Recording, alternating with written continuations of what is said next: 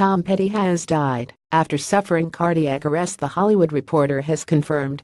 Petty's manager says he suffered cardiac arrest at his home in Malibu in the early hours in the morning and passed at 8:40 p.m. after being taken to UCLA Medical Center.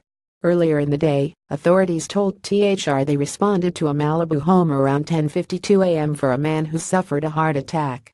Emergency responders were able to get a pulse back, but the man was in critical condition, THR was told at the time. On behalf of the Tom Petty family, we are devastated to announce the untimely death of our father, husband, brother, leader, and friend Tom Petty, Petty's manager said in a statement. He died peacefully surrounded by family, his bandmates and friends. Tom Petty the Heartbreakers just wrapped their 40th anniversary tour at the Hollywood Bowl last week.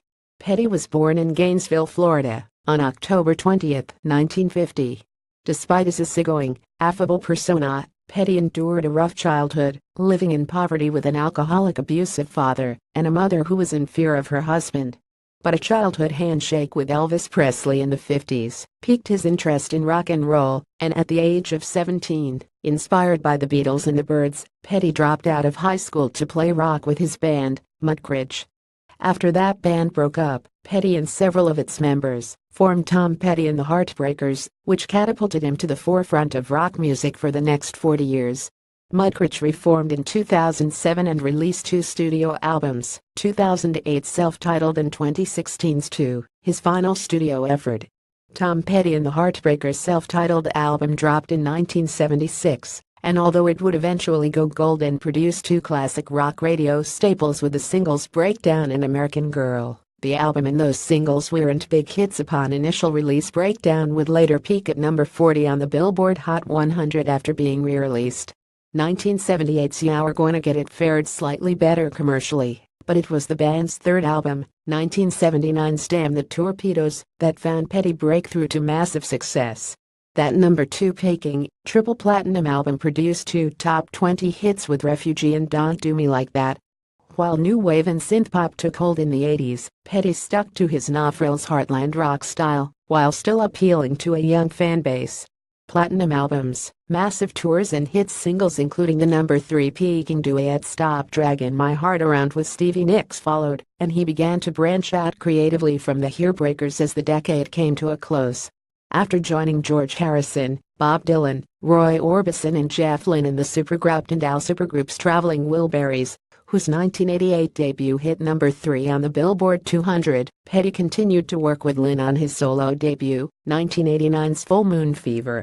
It would prove to be his most blockbuster release since "Damn the Torpedoes" a decade earlier, going 5 times platinum, hitting number 3 on the Billboard 200 and producing arguably his best canon song, the inescapable "Free Fallin'," a number 7 Hot 100 hit. Within the space of 2 years, Petty followed his runaway hit solo LP with another Traveling Wilburys album as well as a new Heartbreakers album. Barely slowing his pace throughout the next 3 decades, Petty continued releasing albums, whether with the Heartbreakers, solo or manag. "We ain't no punk band, we ain't folk rock, jazz rock, or any of that bullshit. Just rock, and we don't put no other name on it than that. We'd be stupid if we did," he told Rolling Stone in the 70s of his style, which despite his knack for inventive songcraft would stay largely the same throughout his career. A staunch advocate for artists controlling their careers, Petty wasn't afraid to speak out against the music industry, even if he was far more forgiving when it came to other creators. "I seriously doubt that there is any negative intent there," Petty told Rolling Stone in 2006, when asked about perceived similarities between a Red Hot Chili Peppers song and his hit Mary Jane's Last Dance. "And a lot of rock and roll songs sound alike." Asked Chuck Berry, "I don't believe in lawsuits much. I think there are enough frivolous lawsuits in this country without people fighting over pop songs."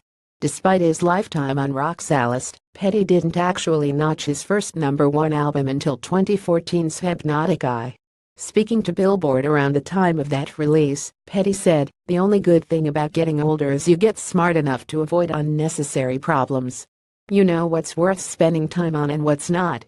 If I had known that at 20, life would have been so much easier, but you have to experience all these things, so you figure out how to find your way through the woods."